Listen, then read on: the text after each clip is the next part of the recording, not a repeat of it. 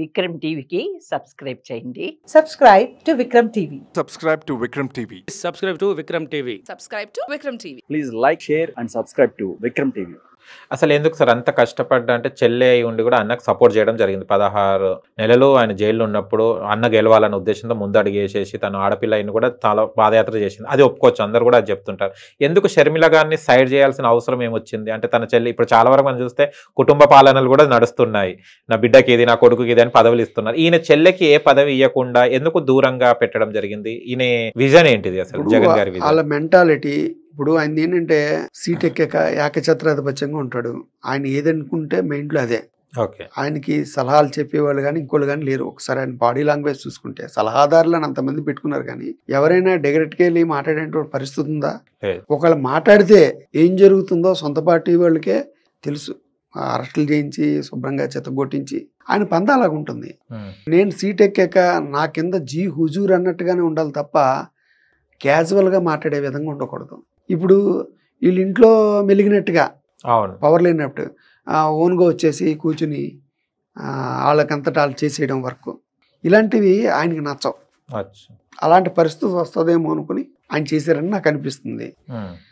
రెండు అంటే అది కూడా కరెక్టే. ఎందుకంటే గతంలో చంద్రబాబు నాయుడు గారి విషయానికి వస్తే చంద్రబాబు నాయుడు గారు సీఎంగా ఉండగా ఆయన వేరే చోటకి వెళ్ళినప్పుడు బాలకృష్ణ గారు ఆయన సీట్లో కూర్చుని మీటింగ్ కండక్ట్ చేశారు. అవును, అంటే అంత ఛాన్స్ ఇవ్వకూడదు. ఇప్పుడు ఎందుకు చేశారు? బయట వాళ్ళు ఎందుకు చేయరు? బయట ఇంకో మినిస్టర్ అలా చూస్తాడా? చేయడు కదా.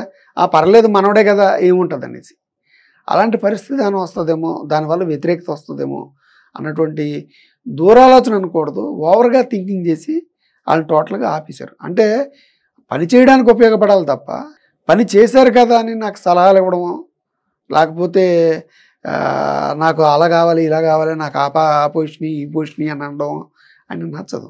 ఓకే, జనరల్గా ఆయన వ్యక్తిత్వం అటువంటిది.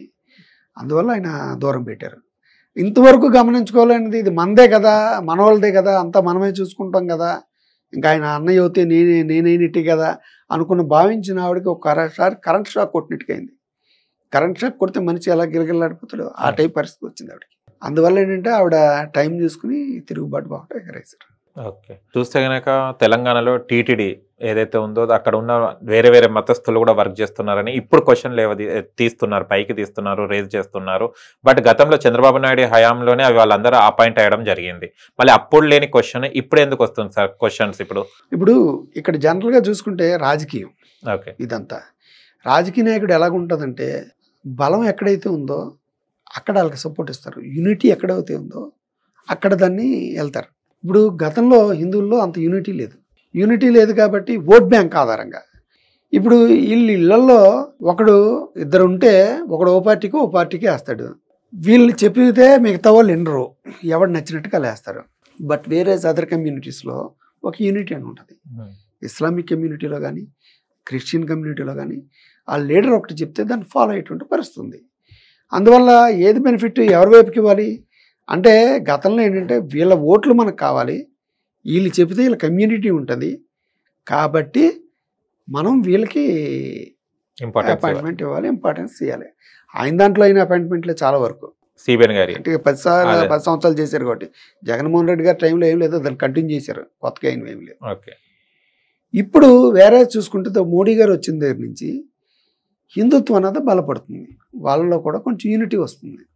యూనిటీ రావడం 2 సంవత్సరాలు మోడీ గారు రావడం, హిందువులు ఐక్యమవుతున్నట్టుగా కనపడడం, ఇవేవి చూసుకుని ఇప్పుడు మోడీ గారు తాలూకు ఫార్ములానే మనం కానీ ఫాలో చేస్తే మనం నెక్స్ట్ టైం కూడా వచ్చేటువంటి అవకాశం ఉంది అని చెప్పి ఈ రోజున వీళ్ళు బలం కొంచెం కూడుతున్నారు కదా, వీళ్ళకి సపోర్ట్గా వెళ్దాం, మిగతా వాళ్ళని తీసేద్దాం. ఎందుకంటే మోడీ గారితో కూడా ఉంది కదా, జతగట్టారు కదా, ఆ ప్రభావం కూడా ఇక్కడ ఉంటుంది అన్న విషయంతో వెళ్తున్నారు తప్ప ఇదంతా రాజకీయ ఇందులోగా భాగం.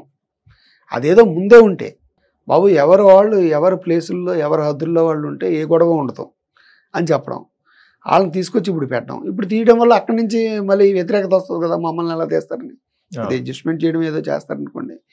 అంటే రాజకీయ అవసరాల కోసం రాజకీయంగా ఎటువైపు బలం ఎటు ఉంటుందో చూసుకుని అటువైపు మొగ్గడం అన్నది ఇక్కడ జరుగుతున్నది. That is vision. ఓకే, ఇప్పుడు ఏముంది వీళ్ళలో కొంచెం ఐక్యత ఉంది, వెళ్తున్నారు, మనం ఈ మూమెంట్లో వెళ్తే మనం దెబ్బతింటామేమో. గతంలో 2 సార్లు రాహుల్ గాంధీ వాళ్ళని సపోర్ట్ చేయలేదంటే కేవలం సెక్యులర్ అనే పదం మీద వాళ్ళని పక్కన పట్టించుకోలేదు. ఈరోజు హిందువుల్లో కూడా ఐక్యం అవుతున్నారు అన్న విషయాన్ని కనీసం ఓవైసీ గారే చెప్పారు కదా. గతంలో మనం గతంలో ఓడిపోయినప్పుడు కాంగ్రెస్ ఓడిపోవడానికి, మోడీ గారు గెలవడానికి కారణం ఏంటంటే హిందువుల్లో సెంటిమెంట్ అనేది బలపడింది, ఐక్యత పెరుగుతుంది, అంతే తప్ప ఈవీఎంల మీద వాటి మీద నెట్టేయద్దు, వాస్తవాన్ని ఒప్పుకోండి అని చెప్పి ఆయన ఒకసారి స్టేట్మెంట్ ఇచ్చారు. ఆయన ఆ రకంగా స్టేట్మెంట్ ఇచ్చినప్పుడు ఈయన విజనరీ అంటాడు కదా, మరి ఈయన ముందు చూపు ఉంటుంది కదా, ఆ రకంతో రాజకీయంగా ఆయన తీశారు. ఏదైనా మంచి కార్యక్రమం అనుకోండి. అంటే ఇప్పుడు ఇంప్లిమెంట్ చేస్తారా సార్ దాన్ని? ఇప్పుడు ఇంప్లిమెంట్ చేస్తున్నారు కదా, టీటీడీ బోర్డు చెప్పింది కదా. ఏముందంటే వాళ్ళు ఏమన్నా వాలంటీర్ రిటైర్మెంట్ ఇస్తే వాళ్ళకి కావాల్సిన అవన్నీ ఇచ్చి తీసేయడానికి, లేదా వేరే డిపార్ట్మెంట్లు కన్నా షిఫ్ట్ అవుతే గవర్నమెంట్కి హ్యాండ్ ఓవర్ చేస్తే గవర్నమెంట్ ఎక్కడొకటి అడ్జస్ట్ చేస్తుంది. ఈ రకంగా అడ్జస్ట్ చేయడానికి నేను తీసుకున్నాను. కానీ ఇప్పుడు వేరే మతస్థులు దాంట్లో ఇప్పుడు అపాయింట్మెంట్స్ లేవని అన్నట్టే ఇప్పుడు అదే క్లియరిటీ. ఎందుకు సార్ ఇవన్నీ తీసుకోవడం? ఇవన్నీ అంటే ఒక ఐకమత్యంగా ఉన్నదాన్ని ఎందుకు ఈ బ్లాస్ట్ అంటే ఓట్ల కోసమేనా? ఇప్పుడు ఎక్కడా కూడా అందరూ ఏకమవుతే ఏముంటదండి, వర్గాలుగా విడగొడితేనే లబ్ధి ఉంటుంది. సహజంగా ఉండేటువంటి ఎవరు కూడా ఆలలో కొట్టేసుకోరు. మన దగ్గర ఉన్నారు, ముస్లిం ఉన్నారు, క్రిస్టియన్ ఉన్నారు, హిందువులు ఉన్నారు, అందరూ ఫ్రెండ్షిప్ గా వెళ్ళిపోతారు. మామూలుగా రాజకీయ నాయకులకు అలా వెళ్ళడానికి వెళ్ళలేదు. మీరు కొండాలి, నేను కొండాలి. ఇక్కడ ఇలా విడగొడితేనే ఒక వర్గం అటు సైడ్ సపోర్ట్ ఇచ్చినా ఒక వర్గం, వీళ్ళందరూ గంపగొత్తగా ఒక చోట కొట్టేశారు అనుకోండి, ఏమవుతుంది? అందువల్ల విభజించు పాలించు, ఈ బ్రిటిష్ వాళ్ళ థీరీనే ఇప్పుడు రాజకీయ పార్టీలు కూడా అనిపిస్తున్నాయి. కులాల వారీగా, మతాల వారీగా విడిపోయి చాలా నష్టానికి గురవుతుంది. అభివృద్ధి అనేది వెనకబడిపోతుంది. మీరు నా చిన్నప్పటి నుంచి ఎప్పుడు చూసినా భారతదేశం అంటే, ఇండియా అంటే డెవలపింగ్ కంట్రీకే ఉంది తప్ప డెవలప్డ్ కంట్రీ కింద లేదు ఈ రోజుకి.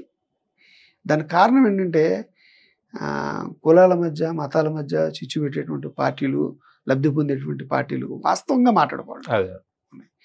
బట్ కామన్ ప్రజల్లో అవి లేవు. అందరూ కొంతమంది లీడర్స్, నువ్వు లీడర్స్ వీళ్ళని రెచ్చగొట్టు, వాళ్ళని రెచ్చగొట్టు, వీళ్ళు రెచ్చగొట్టు అంటే పరిస్థితి.